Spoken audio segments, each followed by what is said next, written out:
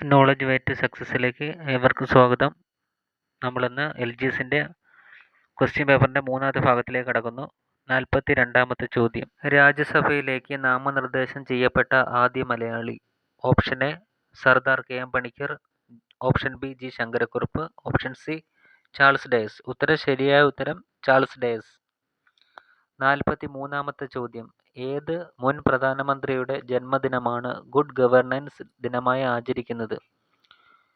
Option A Jawaharlal Nehru, option B Rajiv Gandhi, option C AB Vajpayee, option D Indira Gandhi. Good governance ദിനമായി ആചരിക്കുന്നത് AB വാജ്പേയിയുടെ ജന്മദിനമാണ്. 43ാമത്തെ ചോദ്യത്തിൻ്റെ ഉത്തരം ഓപ്ഷൻ സി AB വാജ്പേയി. 44ാമത്തെ ചോദ്യം. രണ്ട് പ്രധാനമന്ത്രിമാർക്ക് കീഴിൽ ഉപപ്രധാനമന്ത്രിയായിരുന്ന ഏക വ്യക്തി. നമുക്കറിയാം, ഇതിൻ്റെ ഓപ്ഷൻ വായിക്കാം. Option A LK Advani, option B YB Chavan, option C Charan Singh, option D Devi Lal. ഇതിൻ്റെ ശരിയായ ഉത്തരം ഡി ദേവിലാൽ ആണ്. രണ്ട് പ്രധാനമന്ത്രിമാർക്ക് കീഴിൽ ഉപപ്രധാനമന്ത്രിയായിരുന്ന ഏക വ്യക്തി ചൗധരി ദേവിലാൽ. അടുത്ത 45ാമത്തെ ചോദ്യം. ഭാഷാ ന്യൂനപക്ഷങ്ങൾക്കു വേണ്ടിയുള്ള സ്പെഷ്യൽ ഓഫീസറെക്കുറിച്ച് പ്രതിപാദിക്കുന്ന ഭരണഘടനാ അനുച്ഛേദം. Option A 350B, option B 350C, option C 250B, option D 250C. 350B എന്നതാണ് ശരിയായ ഉത്തരം.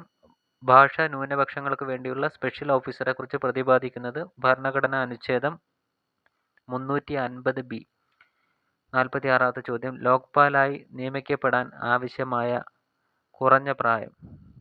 Option A 45, option B 40, option C 35, option D 30. 45 വയസ്സാണ് ലോക്പാലായി നിയമിക്കപ്പെടാൻ ആവശ്യമായ കുറഞ്ഞ പ്രായം. 47ാമത്തെ ചോദ്യം. അന്തർ സംസ്ഥാന നദീജല തർക്കവുമായി ബന്ധപ്പെട്ട ഭരണഘടനാ അനുച്ഛേദം. Option A 252, option B 252, option C 242, option D 232. ഇതിൻ്റെ ശരിയായ ഉത്തരം ഓപ്ഷൻ എ 262 അനുച്ഛേദമാണ് അന്തർ സംസ്ഥാന നദീജല തർക്കവുമായി ബന്ധപ്പെട്ടത്. 48ാമത്തെ ചോദ്യം. ലിറ്റിൽ ഇന്ത്യ എന്നറിയപ്പെടുന്നത്. Option A city, option B town, option C village, option D state. ഉത്തരം വില്ലേജ് ആണ്. ലിറ്റിൽ ഇന്ത്യ എന്നറിയപ്പെടുന്നത് വില്ലേജ് ആണ്.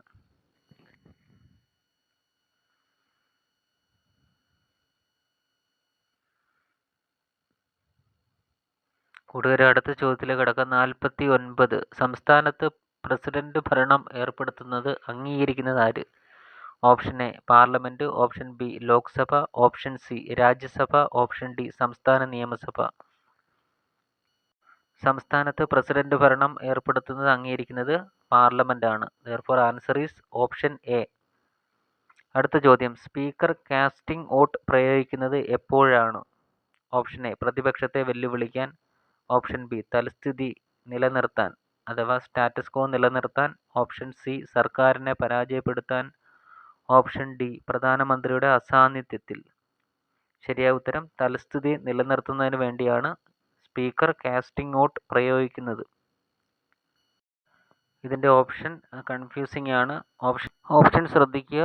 ഇതിൻ്റെ ശരിയായ ഉത്തരം തൽസ്ഥിതി നിലനിർത്തുന്നതിന് വേണ്ടിയാണ് സ്പീക്കർ കാസ്റ്റിംഗ് വോട്ട് പ്രയോഗിക്കുന്നത്.